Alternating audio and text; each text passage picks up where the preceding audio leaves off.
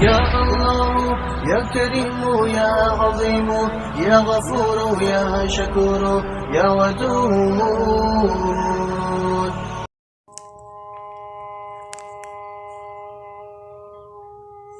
ایک بار رسول اکرم صلی اللہ علیہ وآلہ وسلم نے شیطان کو دیکھا کہ بہت کمزور و لاغر نظر آ رہا ہے۔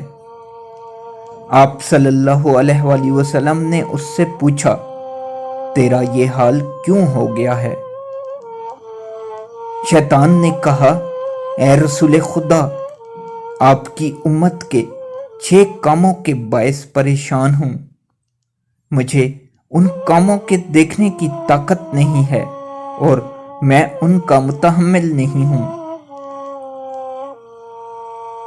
جب ایک دوسرے سے ملاقات کرتے ہیں تو سلام کرتے ہیں، ایک دوسرے سے مصافحہ کرتے ہیں، ہر کام کا ارادہ کرنے سے قبل انشاءاللہ کہتے ہیں، گناہ ہو جائے تو استغفار کرتے ہیں،